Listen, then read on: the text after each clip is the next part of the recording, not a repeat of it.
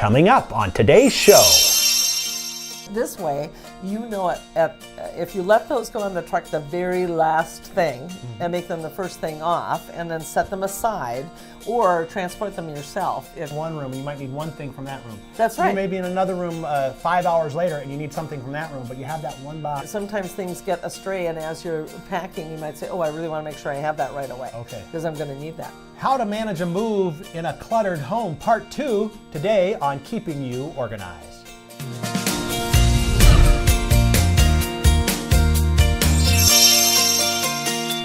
Well, hello and welcome to Keeping Organized. Today we have our second part of a two-part program with our great friend Louise Kurzika. Hi, John. EverythingsTogether.com. Last time, if you joined us, we're talking about this concept of decluttering, or how you deal with a home when you're moving that's cluttered. A lot of times people say, well, you have to declutter it first before you can even get into that. But we had 3 great strategies on last show. And this time we're going to pick up a couple more that we want to help you if you have a home that's cluttered and you're about to move. Right, and just to reiterate, there's lots of reasons why that can happen. Yes. Lack of time, not any help to do with it, or just the fact that you've lived there a long time and have built up a lot of stuff. Right. I know recently we moved my mother-in-law, and it's like after we had the estate sale, we got a bunch of stuff moved out. It still wasn't ready to show for those real estate agents. They want want you to be able to eat off the floor and nothing is around. So declutter is their middle name. Oh yeah. They want it to look like something like no one lives in it, which is I guess part of the point. So anyway, well, Louise, what's our next strategy that we're going to deal with? So we've looked at how to manage some areas, but now we're going to get to a strategy that really helps on the back end. Okay. And that means that we have to establish some moving boxes that we immediately label, and we call it last pack, first open. Oh, and we get those in at least one in empty each boxes, room. right? You're ready. Empty boxes. And what you're going to do is you're going to, as you get right close to the move, you're going to put only essential things that you're going to need for the first day, especially moving night, I like to call it, when you would like to sleep in your bed. Right. Along with what you're going to need in the kitchen and so on and so forth. So moving night and the next day before you can start to unpack boxes at large. Right. Plus, when you want to unpack, you want to have time to do it right so everything can be put away. You don't want to be rushed and say, we got to get this done so we can go to sleep or whatever. But if you have, for instance, one of my clients recently we moved, he has a CPAP machine. Okay. Well, that had to go in that box because he needs that the first night. And with children, there might be essentials that they have to have in order to transition into the new home. So like in a bedroom, usually look and see what's on the nightstand. Because those are the things that get used essentially every day. Or in a kitchen, we might look at the coffee maker, having some snack bars, whatever it else, some coffee mugs, whatever it else it is that kind of gets you going during the day. In the bathroom, maybe you want to make sure that you have some extra TP, and you have Kleenexes, and you have some disinfectant spray and cleaner, and maybe some light bulbs even in there can be helpful. I know that's one thing you wonder about. Oh, where's the light switch? Oh, well, we need light bulbs. Bulbs, because ironically, sometimes people take the light bulbs when they move. Yeah, it is. So I've learned my lesson on that one. So in each room, you want to be able to do that. And it might end up being more than one box.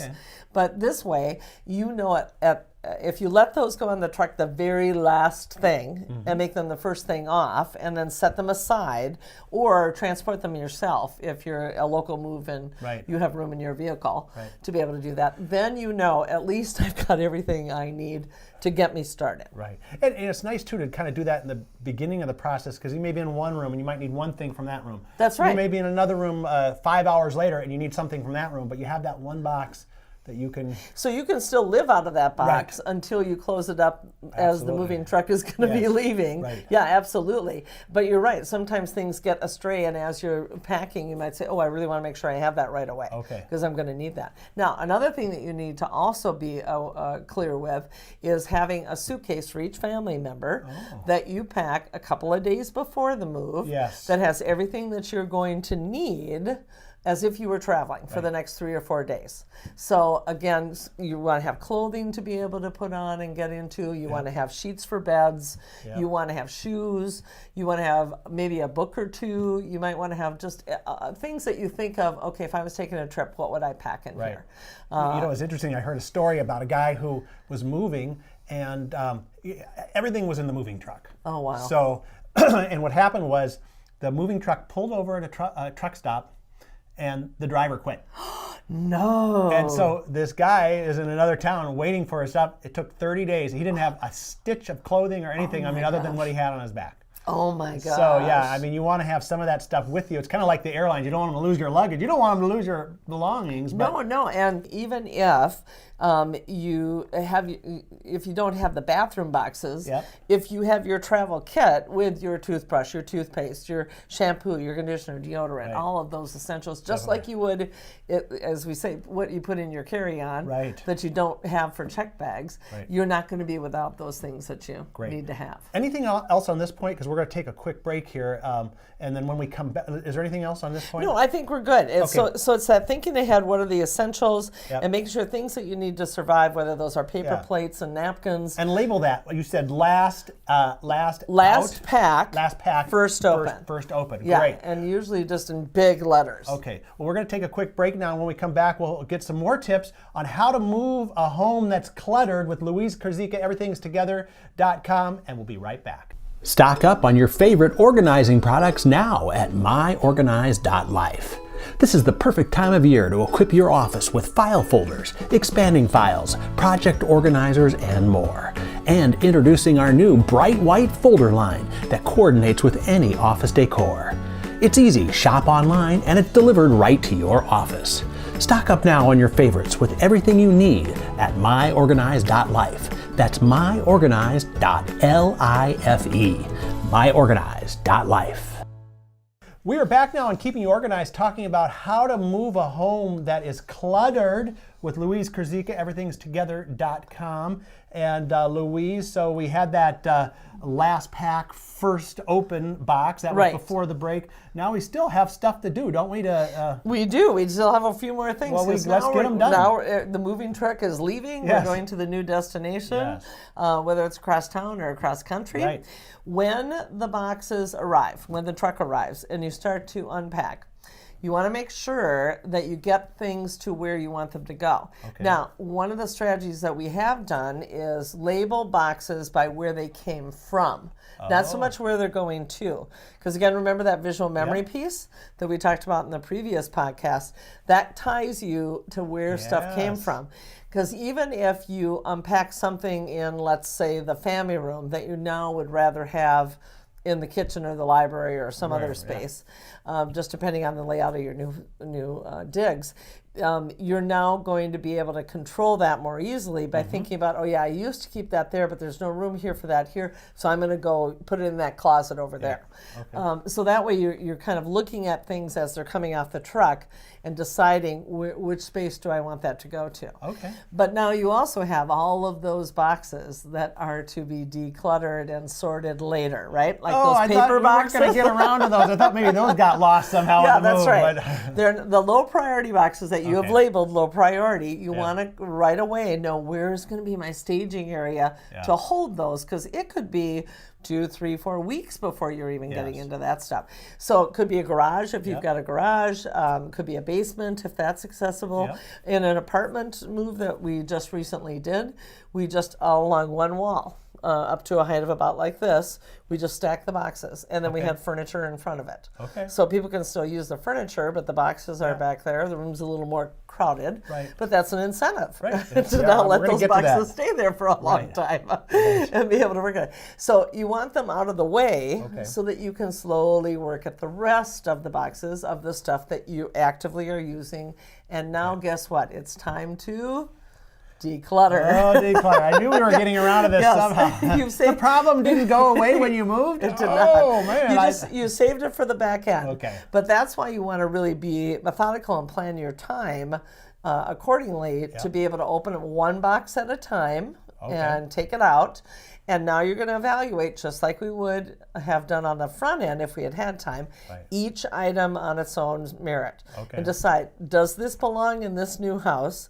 Is there space to hold it? Do I use it? Ask yourself all of those questions that you normally would ask yourself if you were back at your old home. And then, and you have the added advantage, actually, of knowing where things are now, so that you can say, oh, you know what, I'm not going to need that here because this is a different layout, or this is a different process, or I don't have enough kitchen drawers to do that here. If I want to keep it, I'm going to have to keep it somewhere else, or I'm going to have to scale back. Well, it's nice too to know that once you're in the space, you can always plan. You know, it's like, that's right. You can take a furniture, I've ever done this, and put on a floor plan, and then you get in there, wait a minute, this is way too tight. Yes, exactly. And something needs to go. I had to say that to a client where he wanted to put his 84-inch couch on a wall that's only 81 inches long. Ain't gonna fit. I said, it's gonna be a little angle. There must be like an inch or two. And I said, no. I said, the wall goes like this. It goes like this, and then it goes like this. There is no space. And did he take it in there and had to be proven? No.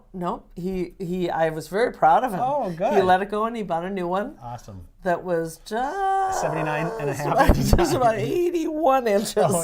We're waiting for delivery. We'll see you next week. Push that thing in there. Like, we'll get it in there somehow. But clearly there's going to be, like in the kitchen, really evaluate your cookware. What have you been using? What haven't you been using? Take a look at things like utensils in the drawers. You know, how many spatulas do you have that you accumulated? Other gadgets that might be there. In the bedroom, clothing. Oh my goodness. You know, this is huge. If you don't do it seasonally in the fall and the spring, naturally in decluttering, now's the time to really be brutal about it, especially if you've moved to a different climate. You know, if you've moved to someplace downsize and you just don't have the room. Right, exactly. Because, you know, even though the clothes from high school still fit you, doesn't mean you should be wearing them. Exactly. Good rule of thumb. And then even with the family room stuff, with games, with books, knickknacks, things that we have out and about, if we don't have as much space, we're not going to decorate as much. Artwork, same thing. And here's a really good tip. When you get to all those family pictures that are in frames, realize you can take the picture out of the frame. Keep the picture, put it in a photo album, and donate or otherwise give away sell, whatever you can do, the frames. You don't have to worry about keeping the picture in the frame. Okay, great. Any other tips here for moving when you were decluttered? Did we cover all the things we needed to cover? I think we covered the strategies, but I think one of the best things to keep in mind is don't get overwhelmed by trying to do too much. Like, don't stay up all night trying to do the decluttering and trying to do the sorting, thinking you'll get it done before you move, because moving is one of the most stressful things that we can do in our life. And it doesn't make sense to put yourself in a place where you might get sick because your resistance is down because you're not getting rest. It really isn't that terrible to have to not park in your garage for maybe the first month if you have to have boxes out there in order to make your living space work. So don't make yourself crazy on the front end. Realize you can do it on the back end.